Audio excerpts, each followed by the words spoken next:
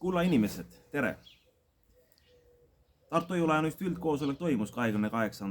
aprillil ja ma olen kuulnud, et sinna on laekunud 3 vaiet, et mitte kinnitada selle tulemusi.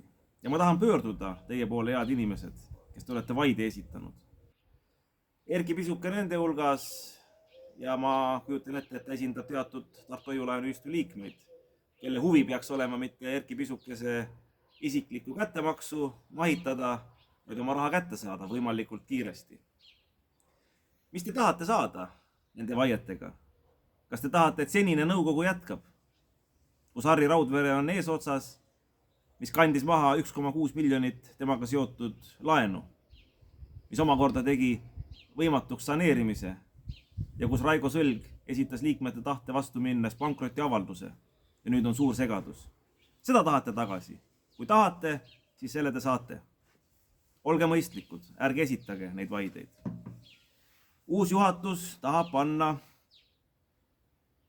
Tartu Hoiu-laenuühistu uuesti saneerimise rajale. Mis on pankrot? Ma rääkisin siin Ruunimajast, mida Margus Lepa juhtis niimoodi, et meil olid tagatised, aga neid ei saanud realiseerida, sest käis kohtuvaidlus 3 aastat, 150 000 läks Nõmme raadiole Ruunimajast ja kuhugile mujale.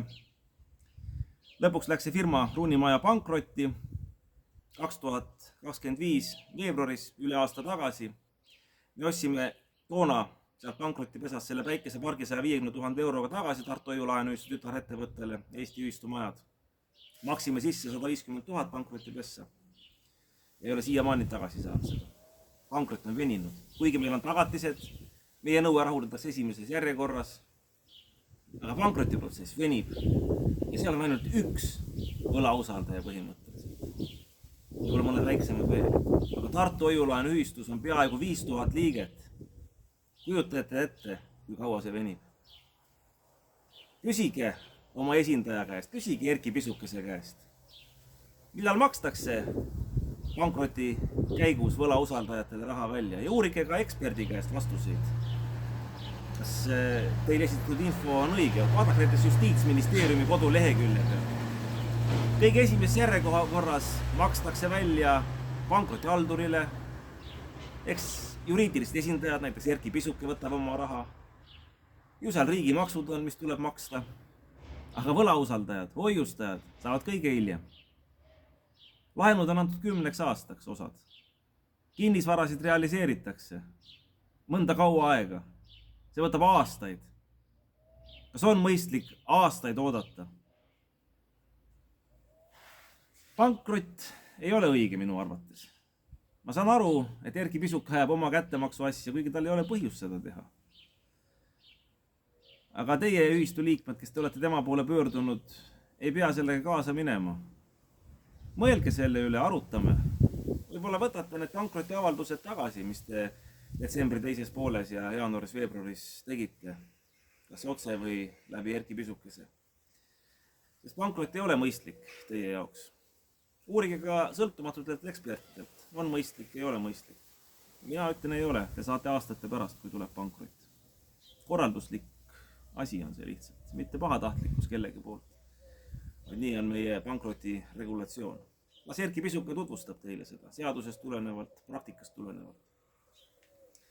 Ja Erki Pisukesele ma esitan sõbra käe, koostöö käe.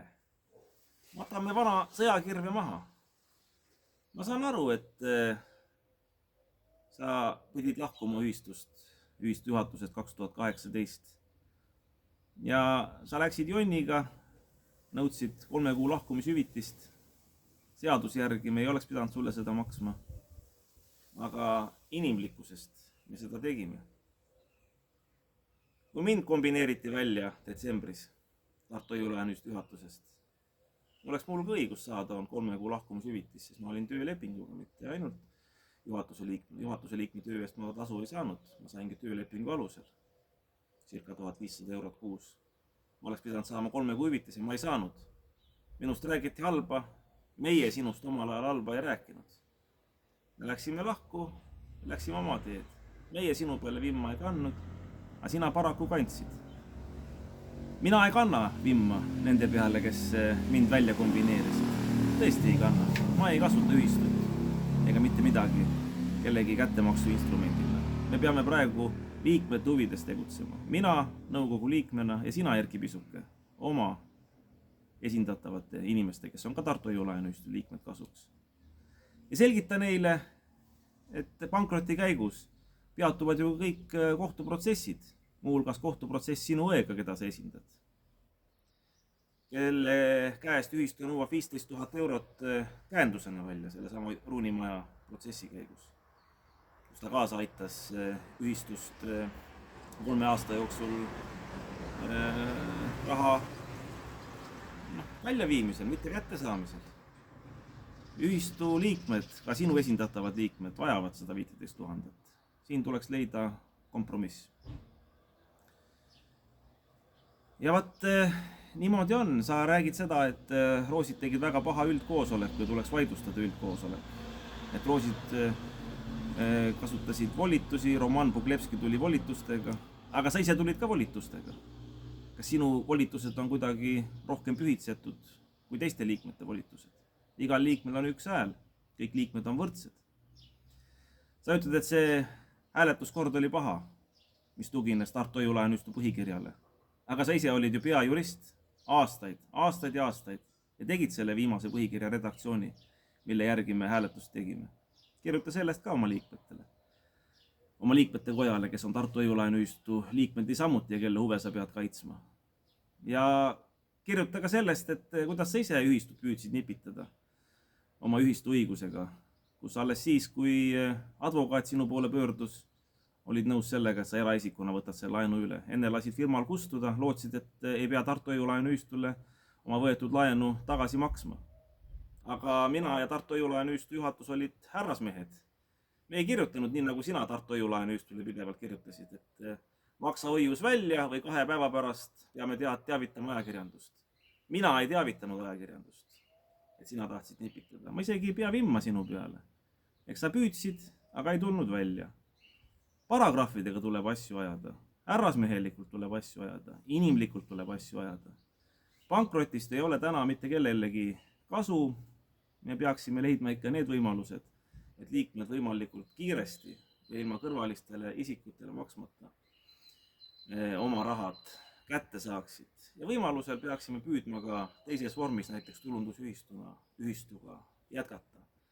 See on sinu kätes, Erki Pisuke, sa oled ka Tartu Hoiu-laenuühistu liige.